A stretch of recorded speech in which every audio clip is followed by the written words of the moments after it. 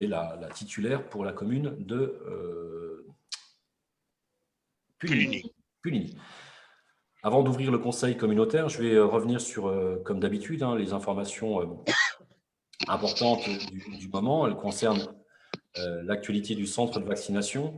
Vous avez pu voir un bel article, je remercie d'ailleurs Lino pour la rédaction de l'article, qui faisait l'idée d'un bilan, quasiment un mois, enfin plutôt 5 à 6 semaines de fonctionnement du centre de vaccination que nous avions souhaité organiser au Centre culturel Jean Lotte, sur la question statistique d'abord. Nous sommes aujourd'hui à un peu plus de 1000 habitants de Moselle-et-Madon qui ont reçu 2 injections de Pfizer. Selon des modalités complexes qui étaient liées à la fois à la difficulté pour la population éligible, c'est-à-dire les plus de 75 ans, et en même temps, la difficulté de prise de rendez-vous, puisqu'on était sur une montée en charge progressive du nombre de vaccins qui nous étaient alloués. On a commencé à 90, on est aujourd'hui à l'horizon de 1000 vaccins semaine, et c'est, je vous le rappelle, la structure que nous avions organisée devait répondre justement à ce besoin de 1000 vaccins semaine. Évidemment, j'en profite pour remercier les médecins et nos infirmières libérales qui sont les chevilles ouvrières de ce centre de vaccination. Et en même temps, je tiens à saluer le caractère remarquable de l'intervention et du suivi administratif qui est fait par nos agents de Moselle-et-Madon, et notamment le caractère un peu iconoclaste, mais principalement les agents de la piscine. Alors, on a du renfort d'autres services, mais les agents de la piscine qui aujourd'hui, malheureusement, ne sont pas en capacité d'effectuer leurs tâches et leur métier premier. Mais c'est eux qui assurent aujourd'hui toute la partie administrative, accueil, accompagnement des personnes qui viennent se faire vacciner au centre de vaccination de Jean Lotte. Donc, je tenais à le saluer. Avec le petit clin d'œil également que nous sommes dans l'antre de la culture à Neuve-Maisons, et de voir les agents culturels de Neuve-Maisons travailler main dans la main avec les maîtres nageurs de la piscine, tout ça pour un centre de vaccination, vous remarquerez que on n'aurait jamais pu imaginer un tel scénario. Le centre de vaccination, il est aujourd'hui opérationnel. Toutes les personnes qui viennent sont évidemment satisfaites de la qualité d'accueil, de la qualité des soins qui sont évidemment réalisés sur le centre. Pour autant, on s'inscrit dans une démarche nationale. Cette démarche nationale, c'est une campagne qui est menée par le gouvernement. C'est lui qui fixe la stratégie vaccinale à l'échelle de la France. Et nous sommes dépendants. Nous sommes dépendants des doses de vaccins qui nous sont allouées. Nous sommes également dépendants de l'éligibilité des habitants qui peuvent se faire vacciner. Là où ça rentre en conflit, c'est sur les annonces qui sont faites dans les médias, qui sont faites au plus haut niveau de l'État, c'est-à-dire par le président de la République, sur un calendrier de vaccination. Je le redis, la semaine prochaine, on ouvre l'éligibilité aux plus de 60 ans. Aux plus de 60 ans. Ça commence à faire des volumes conséquents qui, de fait, n'ont pas eu la même augmentation en nombre de vaccins. Ce qui fait que, malgré les annonces nationales, les annonces du président de la République, les centres de vaccination, pas celui de Neuve-Maisons en particulier, mais tous les centres de vaccination, se trouvent confrontés justement à cette montée en tension de la part des habitants qui disent « On a vu à la télé le président de la République nous dire que j'avais le droit de me faire vacciner, je veux me faire vacciner. » Et nous, on gère le nombre de vaccins qu'on nous donne et le nombre de rendez-vous qui sont ouverts sur la plateforme Doctolib. Nous avons réussi, et ça, je tenais au moins à le dire ce soir, nous avons réussi un truc assez dingue, c'est logiquement, cette fin de semaine, nous serons quasiment à 100% des listes que je vous avais demandé au niveau des CCAS de nous faire remonter.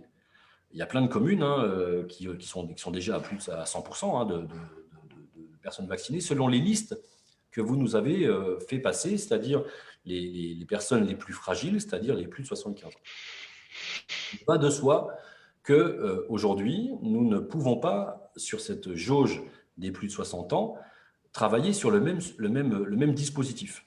C'est-à-dire qu'on a un afflux de personnes qui fait que ça serait complètement abscon que je redemande aux 19 communes qu'elles nous transmettent les listes des plus de 60 ans. C'est juste pas possible parce que quand même je vous le demande, vous ferez le travail et vous allez me la fournir, mais d'ailleurs, je ne peux pas traiter l'information parce qu'il y a trop de monde. Et on ne peut pas se permettre, nous, de rappeler, pour le coup, des milliers de personnes. On estime par ailleurs qu'à partir du moment aux alentours des 60 ans, on est un peu plus autonome sur les questions de plateforme numérique qu'à 75 ans ou 80 ans, comme on avait pu mener cet accompagnement pour les personnes les plus fragiles du territoire. Ce que je vais vous demander dans les prochains jours, et en tout cas dès ce soir, mais que vous puissiez nous donner cette information-là dans les prochains jours, c'est de cibler les personnes de plus de 60 ans que vous estimez en situation de fragilité, en situation de précarité, d'isolement, parce que ça peut arriver, y compris sur des questions de pathologie, que vous puissiez nous faire remonter cette information-là à l'échelle du centre de vaccination. On ne pourra pas attendre la liste de tous les noms des personnes de plus de 60 ans, si je vous l'ai dit, ce n'est pas possible. Par contre, on a besoin d'aller chercher les fragilités particulières sur des personnes de plus de 60 ans, et elles existent malheureusement, pour que nous, on puisse traiter ensuite l'information. C'est-à-dire qu'on va traiter à chaque fois 2 sources d'information, celles qui émanent des plateformes ouvertes Doctolib et des prises de rendez-vous. Donc ça, c'est quelqu'un qui a 62 ans, bien portant, autonome, il va pouvoir aller sur Doctolib sans aucun problème. Et puis, dans la foulée, on regardera, nous, sur les listes que les communes vont nous faire parvenir, je vous dis, des personnes les plus fragiles qui sont dans l'éligibilité fixée par le gouvernement, plus de 60 ans, et qui permettent ensuite qu'on puisse les rappeler et de mener la même démarche que pour les plus de 75 ans. Donc ça, c'est la première demande que je vous formule. La deuxième, c'est de considérer également, avec beaucoup de bienveillance, de compréhension et d'accompagnement de nos habitants, le message qui est envoyé sur tout le monde est éligible au vaccin, sans préciser le nom du vaccin. Et nous gérons les frustrations, les tensions qui peuvent exister, parce que nous ne pouvons vacciner, parce que nous ne sommes dotés qu'en vaccin Pfizer. Or, un certain nombre d'éligibilités ou voire de personnes susceptibles de vacciner, je pense aux infirmières libérales, aux médecins, aux pharmaciens, eux ne vaccinent que sur de l'AstraZeneca. Je ne rentre pas dans la polémique sur ce vaccin. Quoi qu'il en soit, je dois prendre acte qu'aujourd'hui, il y a une défiance sur ce vaccin qui est exprimée par la population, ce qui fait que ça nous met en difficulté en disant quelqu'un qui peut avoir 40 ans ou 50 ans, qui vient au centre Jean-Lotte en estimant qu'il doit être vacciné parce qu'on lui a dit que c'était bien et on lui a dit qu'il y avait droit, sauf que nous, on vaccine sur du Pfizer.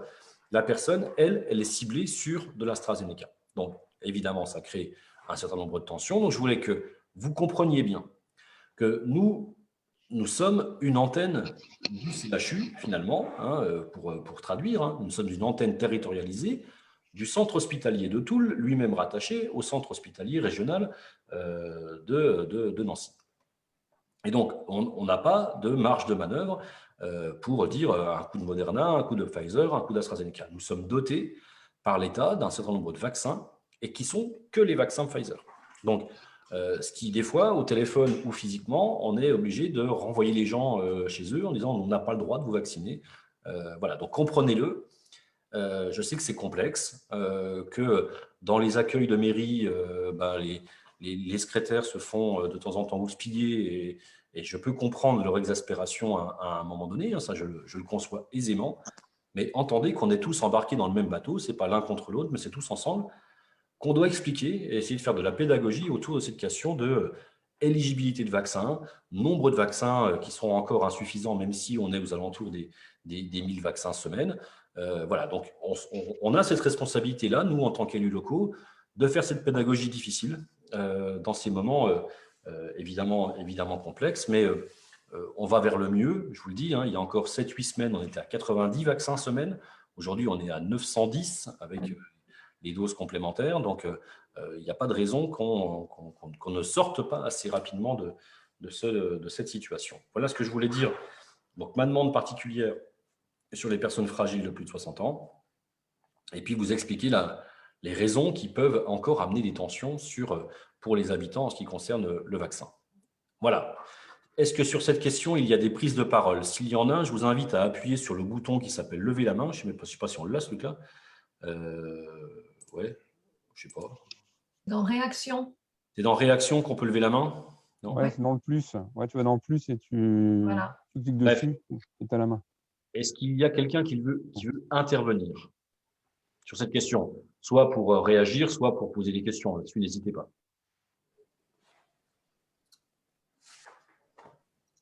Non, c'est bon, ça a été suffisamment clair? Juste peut-être, si je peux me permettre, je suis allé emmener mes beaux-parents pour la deuxième injection hier soir, et honnêtement, toujours la même qualité d'accueil, d'accompagnement, etc. Franchement, c'est toujours aussi bien que la première fois. Donc, il y a une constance de la part des gens qui sont là. Je l'avais déjà salué la première fois, mais je leur dis quand même, c'est très, très rassurant. Je partage, hein. Je vous assure que je suis toujours très content d'aller au centre de vaccination, mais je le redis encore une fois, hein, vraiment, ce qu'on a réussi, et tout le monde n'y arrive pas, hein, il y a des territoires où c'est plus compliqué, mais nous, on a cette chance-là, je tenais à le dire, Marie-Laure, je leur dis peut-être trop souvent, donc je vais arrêter de le dire, mais je suis épaté vraiment, hein, par l'investissement qui est voilà, on est vraiment dans le dépassement de fonction. Je voulais le dire parce que c'est voilà, je trouve que nos agents de Moselle et Madon, et en même temps, je salue également les agents de Neuve Maisons, Pascal, hein, tu pourras les saluer de ma part, bien évidemment, mais je trouve que l'alchimie fonctionne remarquablement bien et que cette notion d'accueil dont vient de parler Daniel, elle est importante. Moi, je me souviens, et pour celles et ceux qui ont fréquenté le centre de vaccination, notamment sur la première injection, le regard d'inquiétude des personnes qui venaient, hein, des personnes âgées qui venaient au centre de vaccination et qui ressortaient rassurées, assez contentes finalement de comment s'était passé cette petite heure au centre de vaccination, par l'accueil, la discussion qu'il y avait pu avoir, chacun allait voir quelqu'un dans la salle d'attente, etc. Vraiment, je trouve qu'on a de la bienveillance humaine dans cette opération. Et c'est aussi pour ça qu'on s'est battu quand même pour avoir un centre de vaccination de proximité qui ne soit pas un truc complètement anonyme, complètement froid, etc. Voilà, donc merci de le souligner, Daniel, mais moi j'insiste vraiment sur la qualité de l'accueil des agents de Moselle et Madon. Voilà. C'est bon là-dessus, on peut passer à la suite. Très bien. Alors la suite, c'est tout simple, c'est le conseil communautaire officiellement. Et il le sera par l'appel. Il y a quelqu'un qui voulait prendre la parole? Non? Non, c'était Daniel. Alors allons-y. Je vais faire l'appel, je vais être un peu plus lent que d'habitude et je demande évidemment au service d'être attentif au présent. Alors, Benoît Sklepek est présent. Présent, oui. André Bagard est absent, il a donné procuration à Valérie Picard. J'ai vu que Valérie était connectée. Oui, je suis là. Bonjour Valérie. Bonjour. Philippe Pinot est présent. Hervé Tillard, je t'ai entendu, Hervé était là. Présent. Lydie. Oui, elle est là, elle te fait coucou. Bah, je ne vois pas. Bonsoir. Je suis là. Ah, salut Lydie. Salut. Marcel Tedesco, je l'ai vu, Marcel. Oui. Marcel, tu as la procuration de Dominique Ravet. Oui, je suis là et j'ai la procuration de Dominique. Voilà. Claude Collin. Tu es là, Claude? Il est bien présent. Là, je l'ai vu. Oui, il est là, il est là. Il est là. Bien. Claude, tu as la procuration de Richard Renaudin. Ok.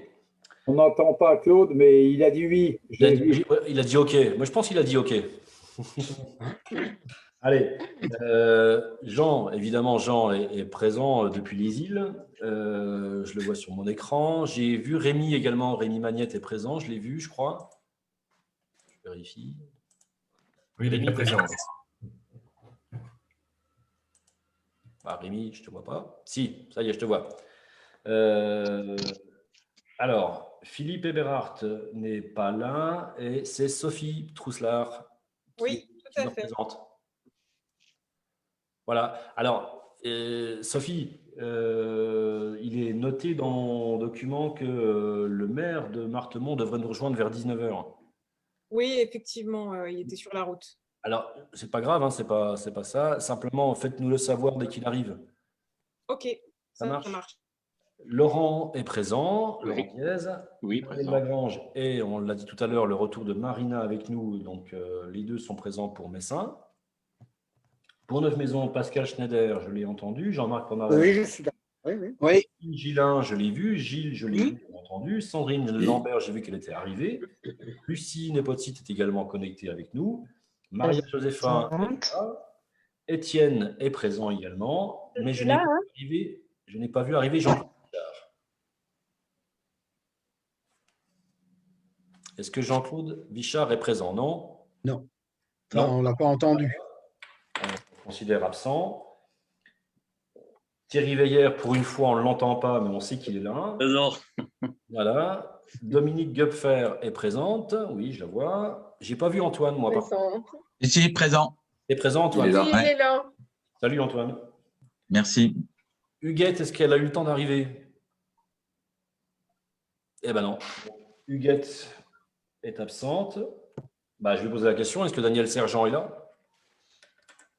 Non plus. Donc, on n'a pas de représentant de Puligny. Pour Richard Ménil, Xavier, le maire, est présent. Richard a donc donné procuration à Claude Collin.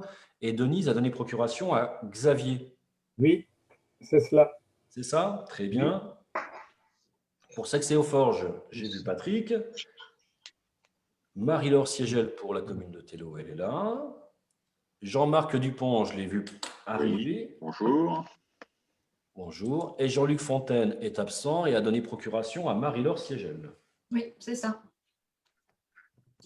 Très bien. Très bien. Voilà pour l'appel. Il nous faut un ou une secrétaire de séance. Y a-t-il un volontaire? Puligny, hein, normalement. Exact. Merci. Merci, Patrick, de ton intervention. Il n'y a personne. Merci de ton intervention, Patrick Potts. Merci beaucoup. Je n'en doutais pas. Quelqu'un nommé le secrétaire pour la peine. Les absents ont toujours tort, n'est-ce pas? Antoine Desmonceaux, accepterais-tu d'être secrétaire de séance? Oui, oui, pas de problème. Je demande à toi parce que c'est pile poil celui que je vois à l'écran. Voilà. D'accord. C'est le hasard du tirage au sort numérique. Antoine Desmonceaux, secrétaire de séance. Vous avez tous été rendus destinataires du dernier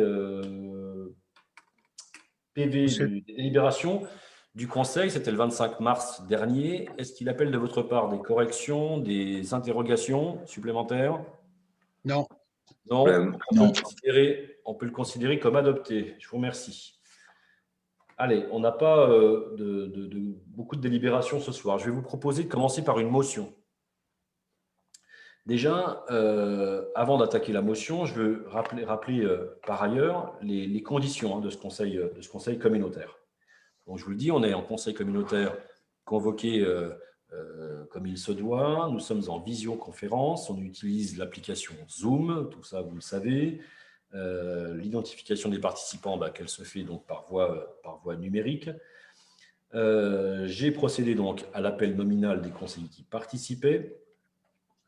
Et votre présence, elle est validée au demeurant à partir de maintenant. Donc là-dessus, en soi, pas de souci. Je vous informe que les débats ne sont pas enregistrés, d'accord, qu'ils feront l'objet d'un compte-rendu comme d'habitude, dans les mêmes conditions, et que, je vous le disais tout à l'heure, le caractère public de la réunion est assuré par sa retransmission en direct sur la page Facebook de la communauté de communes de Moselle et Madon.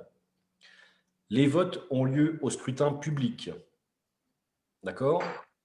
Et au besoin, s'il s'avère qu'il n'y a pas l'unanimité sur les délibérations, je serai amené à procéder à l'appel nominal des élus. On est d'accord là-dessus? Oui. Alors, Pas de problème. Ce conseil qui va s'ouvrir par une motion. Nous avons échangé plusieurs fois en conférence des maires sur un sujet qui est pas anodin, qui est celui de la loi de finances qui a instauré une nouvelle taxe qui s'appelle la taxe communale de consommation finale d'électricité. elle existait déjà. La loi de finances 2020 pour l'année 2021 a instauré son caractère obligatoire dans chaque commune de France. Nous étions parmi les derniers sur l'application, en tout cas, de cette taxe. Je m'interromps tout de suite puisque Dominique me rappelle qu'il faut que je fasse voter la délibération sur ce que je viens de vous expliquer sur les modalités de la réunion.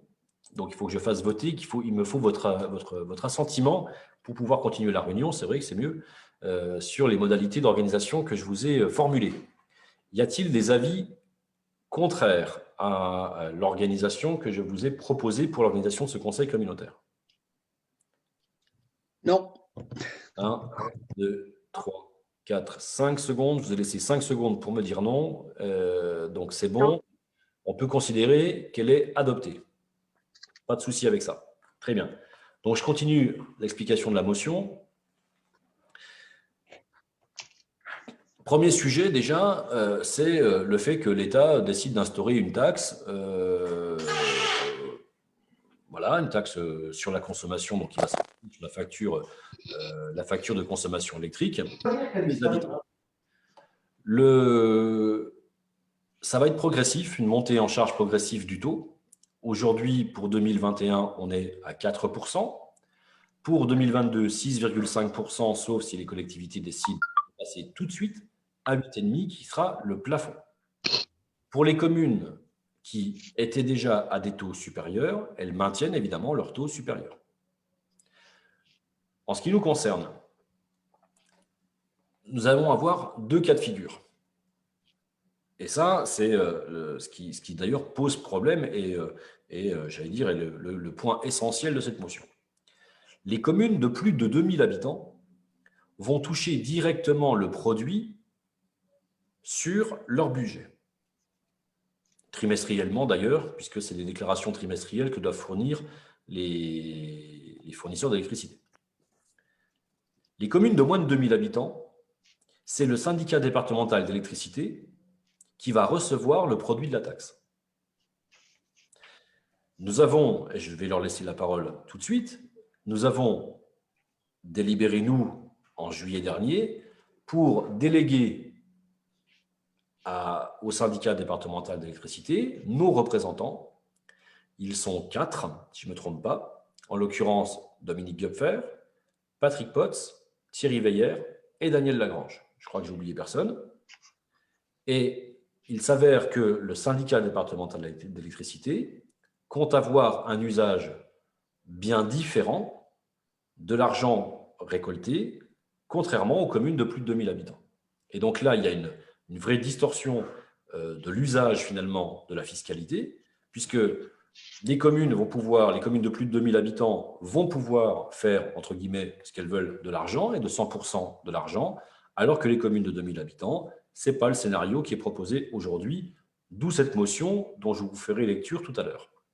Je vous laisse la parole, Dominique, Patrick, Thierry, Daniel, pour peut-être raconter l'histoire que vous vivez, vous, actuellement, avec le syndicat départemental d'électricité. Tu veux parler des 4? Moi, je veux bien parler à la fin parce que j'ai un rôle particulier, parce que je suis élu au bureau. Donc, si quelqu'un veut prendre la parole dès le départ, aucun souci, sinon je continue. D'accord. Donc, oula. C'est bon? Oui. Oui, donc, au mois de... Attends, il y a un problème là. Il y a de l'écho. Arsène, arrête. Le souci, c'est qu'au mois de février, on a été donc convoqué par le conseil d'administration du SDE à Léménil, où se déroulent toujours ces réunions-là. Et là, M. Ariès, le président du SDE, nous a informé de sa proposition. Lui, la proposition qu'il proposerait pour tout le SDE, les communes de moins de 2000 habitants, c'est du 50-50, c'est-à-dire 50% reversés à la commune directement et les 50 autres pourcents seraient dans un pot géré par le SDE, uniquement dédié à l'électricité, pas du tout comme les communes de plus de 2000, c'est bien ça, hein, je ne me trompe pas. Voilà, et on aurait, si vous voulez, un genre de pot, mais ce n'est pas commun. C'est thésaurisé, c'est une grosse tirelire, Ouais. comme dirait C'est-à-dire que c'est une Philippe, grosse voilà, tirelire, pour et quand prendre les communes voudront taper dedans, quand ils auront des travaux d'électricité, ben, ils iront dedans. Donc nous, on s'est un peu élevé contre cette règle, en disant que ça paraissait injuste, tout ça. Et nous, on a enquêté un petit peu dans les autres communautés de communes. Bon, les autres communautés de communes comme Toul, Colombey sont un peu comme nous. Bon, celle du Saint-Ouen, pas trop, parce que M. Klein est vice-président et donc il a un peu à cheval là-dessus, il est un peu embêté. On s'est renseigné, on a eu des renseignements à l'association des maires. Il y a des communes qui ont donné jusqu'à 99% et ont gardé 1% pour le SDE. Donc c'est très partagé, quoi. On ne sait encore pas. Je crois qu'il y a un bureau, Daniel m'en parlait, il y a un bureau bientôt.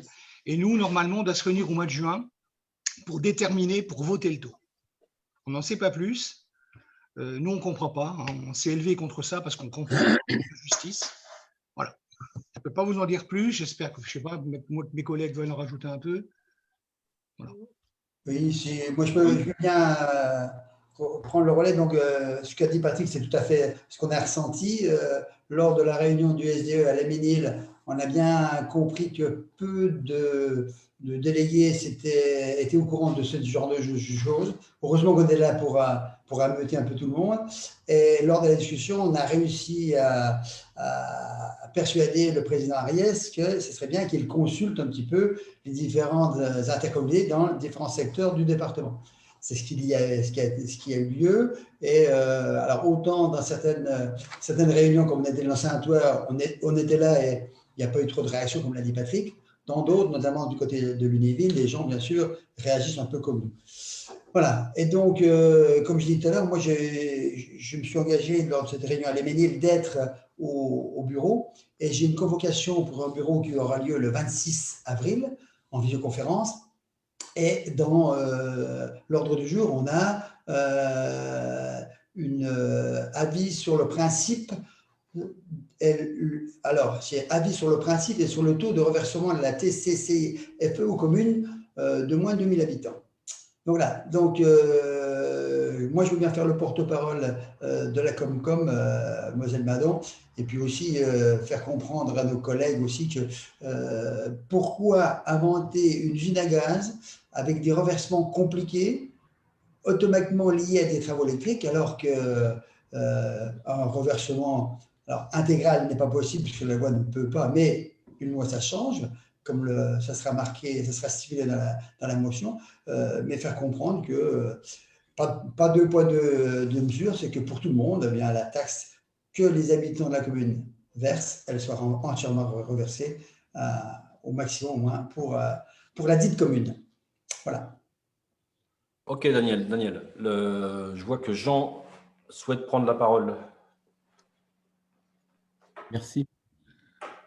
Cette taxe, c'est une harmonisation au niveau européen, tout d'abord. Hein. C'est parce qu'elle existe dans certaines communes et pas dans d'autres. Et c'est vrai qu'en Meurthe-et-Moselle, il n'y a que très peu de communes qui ont utilisé ce levier de cette taxe. Et elle est fortement utilisée dans d'autres départements, mais dans d'autres pays.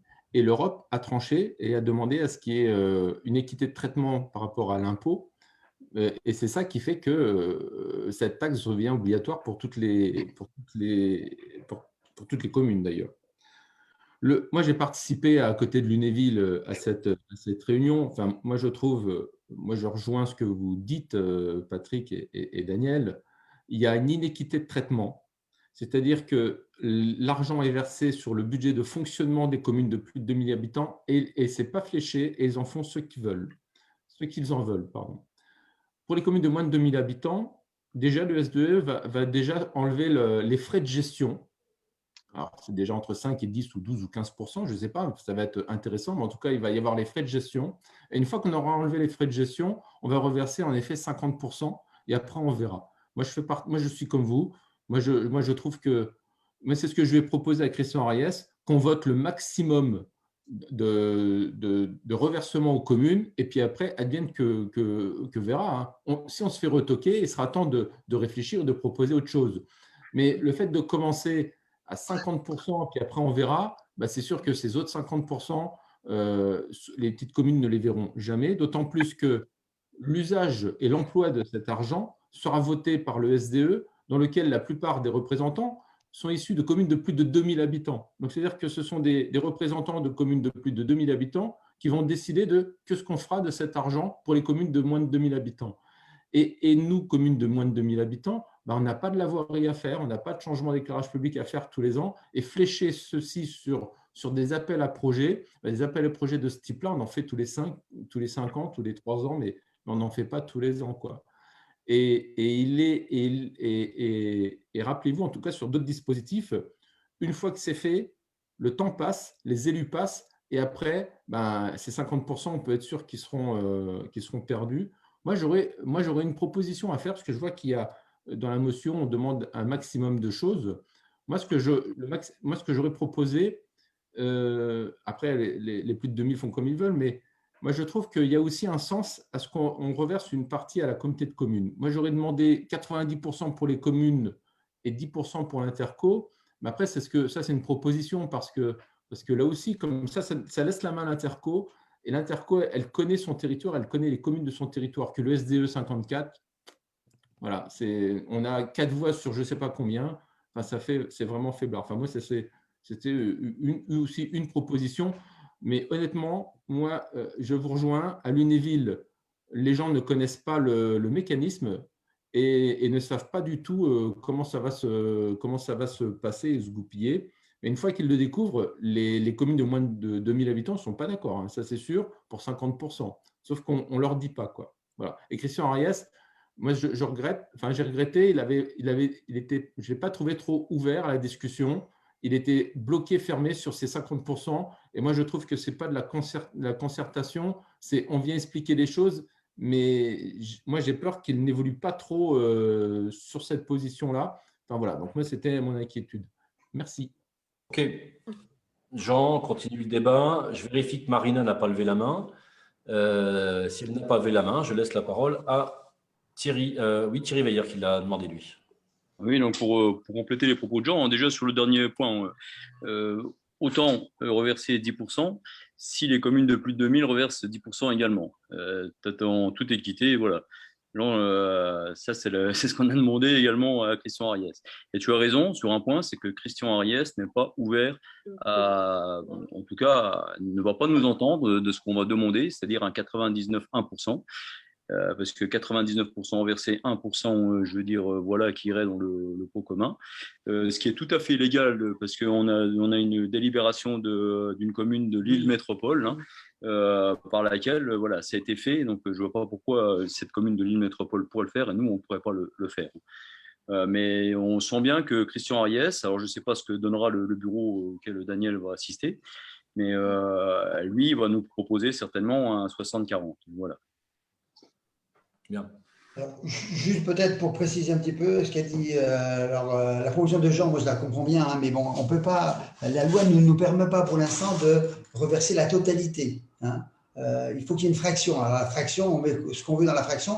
Donc c'est pour ça que dans la motion, on va proposer une partie où on demande aux parlementaires de revoir la loi. Disons qu'on peut reverser totalement à toutes les communes, c'est bien sûr là. Et donc pour arriver à essayer d'influer sur le SDE, ça serait bien que notre motion, on puisse l'envoyer aux différentes intercommunalités qui composent le département pour que toutes les communes de moins de 1 million soient averties et puissent peser de tout leur poids aussi sur les délégués du SDE au bureau. OK.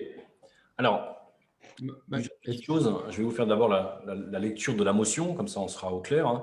Que chacun entende bien le sujet. Donc, la motion sur laquelle je vais vous demander de voter, le texte est le suivant.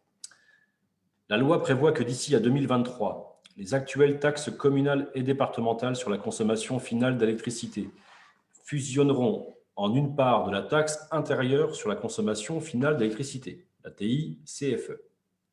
Jusqu'à présent, la taxe communale avait été instituée par moins de 30 communes en Meurthe-et-Moselle. La taxe, elle va être généralisée avec un coefficient qui augmentera de manière progressive. Je vous l'ai dit tout à l'heure, 4,5, 6, 8,5.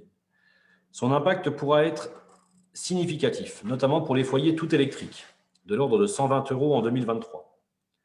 La taxe représentera par ailleurs une recette non négligeable pour les collectivités, y compris les petites communes, puisqu'à terme, sur le périmètre du syndicat départemental d'électricité, le produit est estimé à plus de 9 millions d'euros.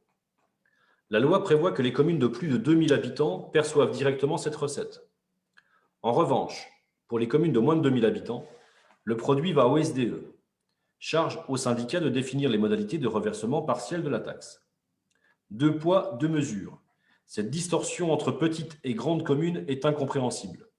Le Conseil communautaire en appelle au gouvernement et aux parlementaires pour que la loi soit rapidement amendée dans le sens d'un système unique de versement direct du produit de la taxe à toutes les communes, quelle que soit leur taille. Dans l'attente, souhaite que le syndicat départemental d'électricité reverse aux communes de moins de 2000 habitants la fraction la plus large possible du produit de la taxe. Voilà pour la motion. Évidemment, en même temps et hors vote, cette motion-là, elle permet aussi de donner des arguments et du poids à nos délégués, tant Daniel qui siège au bureau du CSDE que Daniel, Patrick, Thierry et Dominique qui, eux, siègent au conseil syndical. Je dois dire, et j'ai vu que j'ai des demandes de parole, sur la proposition de Jean. On aura le temps entre nous, Jean. Ça ne sera pas fait, je n'y crois pas une seconde qu'à l'échelle départementale, il y ait un reversement à l'Interco. Ça, honnêtement, j'y crois pas. Nous, on regardera. Je vous rappelle que vis-à-vis de l'urbanisme, on aura 2-3 sujets électriques dont on aura bien l'occasion de parler au moment du PLUI. Bon, donc là, on peut imaginer, nous, une clause de revoyure dans les prochains mois, prochaines années. Sur le contenu, au demeurant, moi, j'attire l'attention, et notamment celle de Marie-Laure Siegel et de Laurent Diez, chacun dans vos fonctions respectives. Ainsi que, parce que je vois Valérie Picard à l'écran, vos adjoints qui ont en charge les CCAS. On peut dire ce qu'on veut sur cette taxe. J'ai entendu ce que tu disais, c'est juste, Jean, sur les directives européennes. Là-dessus, je ne rentre pas dans le débat là. Je rentre ensuite dans les conséquences. Elles peuvent, pour certains logements, cette taxe peut être, je fais exprès, anecdotique. Pour d'autres logements, notamment ce qu'on a appelé les tout électriques, elle peut avoir un retentissement sérieux. Or, par expérience, nous savons tous que les personnes les plus fragiles, et notamment celles et ceux qui sont en difficulté financière à la fin du mois, ont des difficultés de paiement de leur facture d'énergie, qui va se révéler d'autant plus prégnant que pour certains, c'est, j'allais dire, une sanction supplémentaire, puisque dans des logements où on est au tout électrique, hein, vous imaginez le convecteur sous la fenêtre, le convecteur électrique qui crache du 1500 watts à chaque fois, on a une surconsommation d'électricité pour des revenus les plus modestes. Et à ça, on rajoute une taxe qui va venir justement sanctionner la consommation d'électricité. Donc, je vous invite à regarder, Laurent, pour ta compétence sur l'habitat, de bien veiller à ce qu'on se dote également d'outils au niveau du service habitat pour traiter au fur et à mesure ces questions, et puis une alerte en direction évidemment de Marie-Laure sur le lien avec le CIAS, sur la question des impayés ou le cas échéant, parce qu'on les retrouve aussi comme ça dans les surendettements. Voilà ce que je voulais repréciser. Je te repasse la parole. Je ne sais pas qui est le premier, je crois que c'est Jean, et ensuite Pascal Schneider. Jean. C'était juste au niveau de la motion, c'était une proposition dans le deuxième point sur l'attente. Dans l'attente, souhaite que le syndicat départemental d'électricité réserve aux communes de moins de 2000 habitants la fraction la plus large possible du produit de la taxe, pour éviter que ce soit 60%, hein, parce que c'est plus grand que 50%. Est-ce qu'on ne peut pas mettre je sais pas, un seuil, un minimum, je ne sais pas. Alors, on est entre nous, on discute, on imagine, en disant, je ne sais pas, au moins 80, 90%, enfin, pour ne pas se retrouver… La question m'a été posée par Thierry mercredi matin, hein, au moment de l'exécutif. Le problème, c'est que moi, je vais enfermer les votes. Si on fait ça, si j'écris ça, je bloque les votes des délégués de Moselle et Madon. C'est-à-dire qu'à un moment donné, si on imagine un 75-25, rédigé 75-25, ou même le 99 hein, que souhaiterait Thierry, hein, évidemment, hein, je mets 99 reversé, 1% gardé, Si ce n'est pas 99, avec la motion du Conseil communautaire, vous êtes obligé de voter contre. Donc, vous voyez ce que je veux dire, c'est compliqué. C'est pour ça qu'on a rédigé le plus large possible, mais entre nous, on peut estimer qu'en dessous de 80, il faut voter contre. J'en sais rien, mais on peut se le dire. Mais ne pas l'écrire, parce que les discussions et les négociations, elles vont être gérées par nos délégués, par Daniel, Patrick, Thierry et Dominique. Si je vote, si j'écris un taux de répartition, eh ben, ils sont bloqués dans le vote, en fait. Ils ne pourront pas se dédire de ce vote-là. Voilà.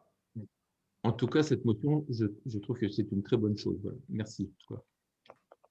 De rien, Jean. Allons-y, Pascal. Pascal Schneider avait levé la main.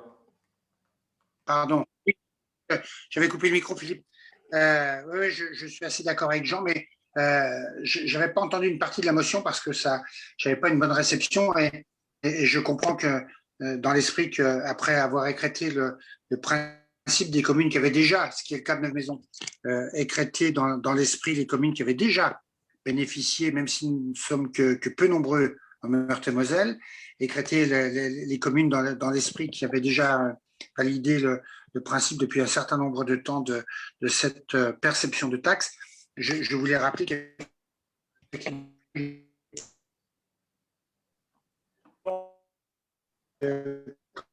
Pascal, demande des gens, même par j'entends mal. Pascal, si tu m'entends, nous, on ne t'entend pas. Ça coupe à chaque fois, Pascal. Je suis désolé, je suis chez moi.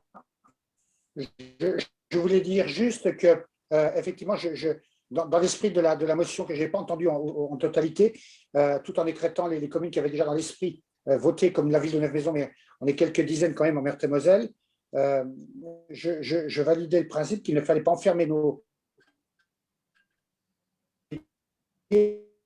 dans un chiffrage des. Je ne sais pas si j'ai été entendu jusqu'au bout, du début à la fin. Oui, pas tout. On va tous être d'accord avec toi parce qu'on va tous imaginer qu'on est d'accord avec toi parce qu'on n'a rien entendu. Mais bon. J'entends le message. J'entends le message. Oui, juste peut-être pour terminer, parce que moi j'ai l'ordre du jour sous les yeux du bureau. Je pense que les craintes qui ont été exposées, que le SDE se cantonne aux 50%, il est réel, puisque je vais peut-être vous lire les différentes délibérations qui sont à l'ordre du jour du bureau. Alors, bon, je vous passe que quand même le dernier bureau du SDE a eu lieu le 1er juillet 2019. Vous voyez, il commence à dater un petit peu. En numéro 3, avis sur le principe et sur le taux de reversement de la taxe d'électricité aux communes de moins de 1000 habitants. Mais après, avis sur une mesure transitoire 2021, reversement d'un fonds de concours si nécessaire. Ensuite, avis sur l'habilitation d'agents du SDE 54 pour le contrôle de la taxe électrique. Donc, bien là, c'est pour ça que Jean disait qu'il va y avoir une partie qui va être mangée pour pas grand-chose, pour la gestion, et quelque chose qui va peut-être faire sursauter Pascal. Avis sur la possibilité de gérer la taxe d'électricité pour le compte de communes de plus de 2000 habitants. Voilà. Et encore dernière chose, avis sur les modalités de coordination du contrôle de la taxe électrique à le conseil départemental. Je pense quand même que, sans faire de procès d'attention, je pense que ça va être assez blindé et il faudra être très, très persuasif pour arriver à faire retourner l'avis sur ce qui est préparé. Et logiquement, le conseil syndical du SDE 54 doit se réunir avant le 1er juillet pour que ça soit effectif en 2021. OK. C'est pour ça que je pense que la motion qu'on a, qui est bien, qui est généreuse et puis qui ne bloque pas les choses, il faut la communiquer le plus rapidement possible aux autres intercos qui vont bien sûr, auxquels on va demander bien sûr de prendre la même chose. Alors, elle ne sera communiquée qu'à partir du moment où l'on aura voté et le vote, c'est maintenant. Donc, monsieur Schneider est revenu avec une connexion. Tu me permets. Excusez-moi. Non, mais vas-y. Mais Daniel, je sursaute assez souvent en ce moment, mais je rappelle que mercredi, j'ai quand même éveiller l'attention de toutes et tous sur ce sujet-là. Il y a 2 ans, on a pris ce risque politique de vouloir percevoir cette taxe pour la ville de Neuilly pour des raisons budgétaires évidentes. Et je rappelle que quand même, ce sujet-là est quand même quelque chose d'important pour nous et que je ne peux pas accepter que ce principe soit remis en cause au travers d'une répartition de cette taxe. C'est toujours généreux c'est toujours intelligent d'être généreux avec l'argent des autres. Voilà. Donc, comprenez le sentiment néodomien sur le sujet. Sauf que le sentiment néodomien, Pascal, a priori, mais on le verra après le vote, hein, mais c'est plutôt le sentiment communautaire. Puisque je crois qu'on est au clair sur le sujet-là, sur le fait que cette décision ne nous appartient pas. Donc, j'entends bien Philippe, mais il faut en discuter avec qui le croit. On s'est bien dit au Conseil communautaire de mercredi, la motion ne pouvait concerner les villes qui avaient déjà voté cette taxe depuis un certain temps, comme nous le faisons depuis 2 ans. Et ça, par contre, c'est la loi, ça. C'est pour ça qu'il faut qu'on soit… Je voulais la rappeler, et avec Richard Renaudin, on partageait au moins cette approche du bureau. On est bien d'accord. Donc, on est d'accord sur la motion. On va la relire. Hein.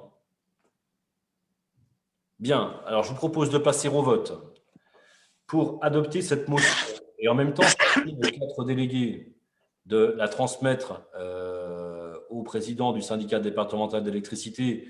Et puis, nous, on fera le travail pour la fournir aux collègues à droite à gauche. Pour adopter cette motion, y a-t-il des oppositions? Des abstentions? Donc, 1 fois, 2 fois, 3 fois. Tout le monde a appuyé sur le bouton. Il n'y a pas de souci, on peut y aller. Bien. Donc, cette motion est adoptée à l'unanimité. Je vous en remercie. On passe à la délibération numéro 1 et je vais laisser la parole à Laurent Diez, qui est conseiller délégué en charge de l'habitat et du logement. Laurent Diez est élu à Méréville. Il a cette responsabilité de l'habitat et tu dois nous présenter le rapport sur la révision du règlement de soutien à l'amélioration énergétique, donc le soutien financier à nos habitants. Juste pour rappel et pour démarrer, que ce nouveau règlement a été bâti et construit avec la commission, bien entendu, Habitat, mais aussi en partenariat avec le CIAS, parce que cela concerne bien entendu aussi le côté social de ce que l'on présente et des aides à l'habitat. Alors, depuis 2011, donc, la communauté de communes accompagne les habitants dans un projet d'amélioration thermique de leur logement. Au vu des évolutions apportées par plusieurs organismes sur les aides nationales et locales, et pour prendre en compte le contexte budgétaire contraint de la communauté de communes, les dispositions du règlement nécessitaient d'être adaptées. Donc, la commission Habitat propose un nouveau règlement fondé sur ces principes suivants. L'accompagnement des ménages les plus fragiles, modestes et très modestes selon les plafonds aux ressources fixés annuellement par l'Agence nationale de l'amélioration de l'habitat, l'ANAH. L'encouragement des propriétaires bailleurs privés dans la rénovation des logements locatifs et une approche globale du logement et éligibilité de tous les travaux de rénovation thermique. Alors, à l'isolation intérieure-extérieure, les menuiseries, chauffage qui existaient, on a rajouté un petit module ventilation qu'on verra juste après. Donc, selon les critères techniques fixés par toujours l'Agence nationale de l'amélioration de l'habitat. Le maintien d'une aide forfaitaire est dans la limite de 80% de financement public, à l'exception, il faut le voir, des propriétaires occupants très modestes. Réalisation d'un entretien aussi avec les conseillers SAR, Terre de Lorraine, rendez-vous téléphonique ou atelier collectif quand la situation sanitaire le permettra. Sur la base de ces principes, le règlement évolue donc très légèrement comme suivant.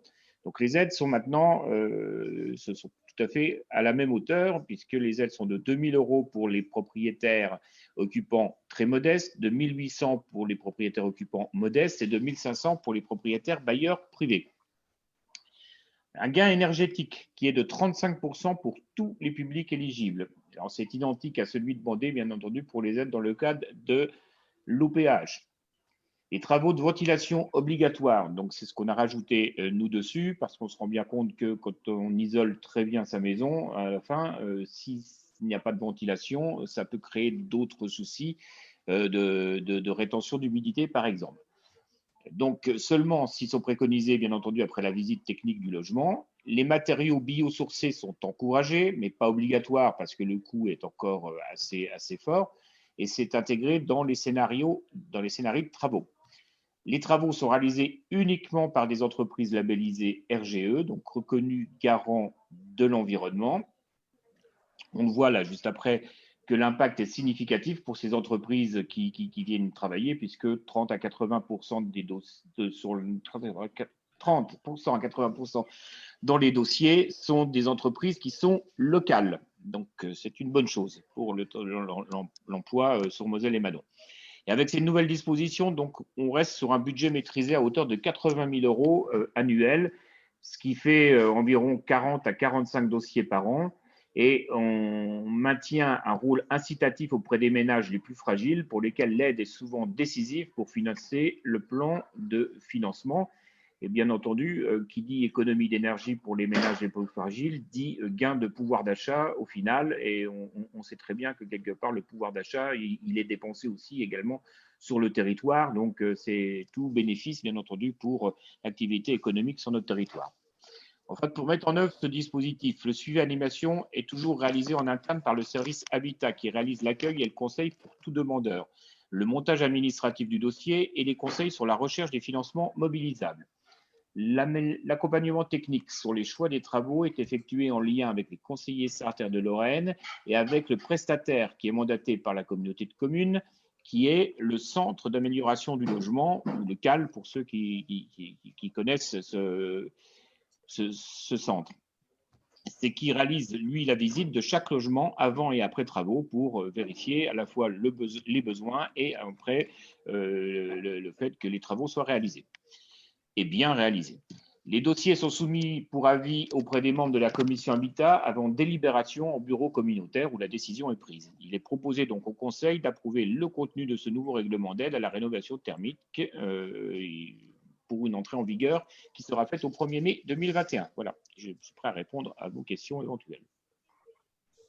Bien, merci Laurent. Alors, ça a l'air un peu, évidemment, hyper technique, ces dossiers-là. Pour autant, ce qu'on doit retenir, c'est que l'enveloppe globale de 80 000 €, elle est maintenue, c'est-à-dire que c'est bien ces 80 000 € qui sont ensuite, qui permettent, en tout cas, d'aider nos habitants dans ce soutien à l'amélioration énergétique. Ce qu'il faut retenir également, c'est qu'on vise réellement ce gain énergétique, puisqu'on est aux alentours des 35%. Donc, c'est vraiment un vrai sujet, en tout cas une vraie aide, y compris ensuite sur les consommations. On vient d'en parler sur l'électricité, mais sur la consommation. Dire également que les aides, elles varient de 2 000 €, 1 800 ou 1 500 €. Et qu'il y a un accompagnement. Je veux dire un petit mot sur l'accompagnement, c'est assez complexe puisque c'est énormément de dossiers, un accompagnement des particuliers avec j'allais dire une lecture des devis. Enfin bref, il y a quand même pas mal de sujets techniques qui prennent du temps. Donc on avait eu beaucoup de difficultés, je tenais à le dire, sur le suivi de ces dossiers-là. Ça va un peu mieux, on a rattrapé le volume, il me semble, Laurent, qu'on a bien rattrapé le volume des aides qui étaient en attente, notamment avec l'appui du Centre d'amélioration du logement. Donc ça, c'est plutôt intéressant. Et puis, le dernier élément, c'est le bénéfice que ça peut aussi avoir pour le réseau de TPE-PME, en tout cas nos artisans, notre réseau d'artisans, qui trouvent là, évidemment, une opportunité de marché supplémentaire sur le secteur. Tu le disais, en fonction des travaux, on a aussi entre 30 et 80% d'entreprises locales qui, pour le coup, trouvent des marchés, et c'est plutôt une excellente nouvelle. Donc voilà pour résumer l'analyse technique et la présentation technique que nous a fait Laurent. Y a-t-il des questions sur ce sujet-là ou des prises de parole? Je n'en vois pas. Je vais voir si les mains se lèvent. A priori, les mains ne se lèvent pas. Alors, c'est un sujet qui a déjà été traité. On a déjà passé du temps en exécutif sur ce dossier. La commission Habitat, évidemment, parce que c'est une proposition travaillée en commission Habitat. Je remercie d'ailleurs toujours la forte mobilisation des membres de la commission et des conseillers municipaux qui siègent dans cette commission Habitat. On est vraiment sur de l'opérationnel pur. Il y a des commissions, on est plutôt sur des grands sujets d'aménagement du territoire et autres, etc. Sur la commission Habitat, on est vraiment sur le pratico-pratique. Et c'est beaucoup de temps et beaucoup d'investissement personnel. Donc, je tenais à remercier les conseillers municipaux qui siègent également dans cette commission. S'il n'y a pas de prise de parole, je vous propose de passer au vote. Oui. Pour adopter cette révision du règlement de soutien à l'amélioration énergétique, y a-t-il des oppositions? Des abstentions? Je ne vois aucune main qui se lève. Ça veut dire que cette délibération est adoptée à l'unanimité. Je vous en remercie. On passe à la délibération suivante. Laurent, je crois que c'est encore toi.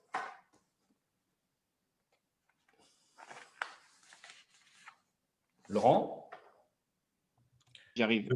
J'arrive. Donc là, on est sur le service d'accompagnement, justement. Hein. J'arrive. Oui, oui, oui. Hop. Attends. Parce que je l'étais. Hop. Voilà.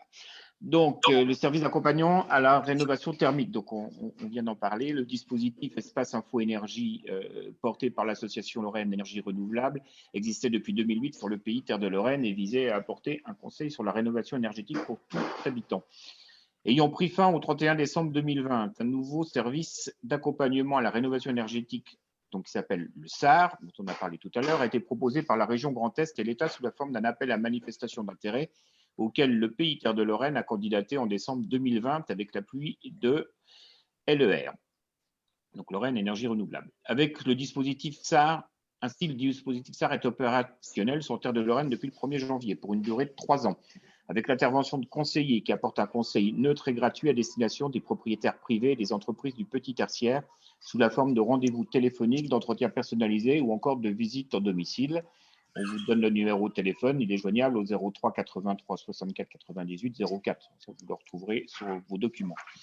Le service de conseil s'inscrit pleinement dans la politique habitat que nous développons sur la CCMM et vient en complémentarité avec les aides financières versées dans le cadre de l'opération programmée d'amélioration de l'habitat, soit l'OPAH, ou même donc du nouveau règlement que nous venons d'adopter de soutien à la rénovation thermique. Une convention permet de régir la mise en œuvre du service entre LER, Pays Terre de Lorraine et les 4 intercommunalités concernées.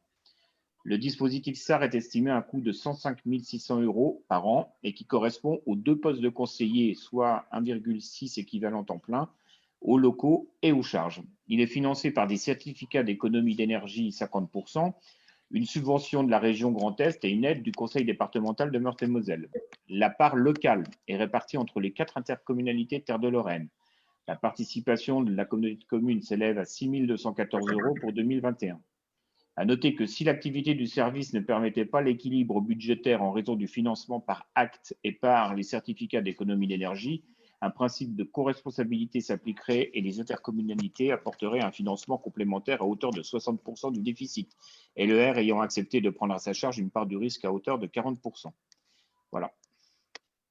Donc, il est proposé donc, au Conseil de s'engager dans le dispositif SAR pour 3 années, confirmer la contribution financière de la communauté de communes. Hein. Le financement a quand même beaucoup changé. Maintenant, il faut que les agents, les 2 personnes, les 2 agents fassent des certificats, etc., pour qu'on puisse bénéficier de la totalité du financement prévu par la région. Très bien, merci Laurent pour la présentation. Donc, moi, je vais déjà remercier le pays Terre de Lorraine hein, parce que la région Grand Est avait lancé un appel à manifestation d'intérêt, hein, donc un appel à projet, et on a candidaté donc en décembre 2020, et on a été évidemment lauréat, ce qui fait que ce dispositif SAR peut s'appliquer sur Moselle et Madon avec une participation financière de 6 214 € pour l'année 2021. Donc, on avait prévu cette somme évidemment au budget. On s'engage donc sur un accompagnement à 3 ans. Là, encore une fois, la plus-value, c'est le conseil détaché, c'est-à-dire qu'on est en capacité d'amener un service supplémentaire et un conseil à nos habitants sans lien, évidemment, de lien financier, ce qui permet d'être le plus neutre possible et améliorer réellement l'accompagnement de nos habitants sur les questions qui sont techniques. Donc, voilà, il n'y a pas de… Cette neutralité permet en tout cas d'avoir une approche, plus sereine et sans conséquences sur les devis et les factures à payer pour les habitants. Voilà, j'imagine qu'il n'y a pas de souci avec cette délibération. Je peux la soumettre au vote. Alors, s'il n'y a pas de questions et prise de parole, pour adopter donc cette délibération qui nous lie pour 3 ans avec le dispositif SAR d'accompagnement de nos habitants sur la rénovation énergétique. Y a-t-il des oppositions?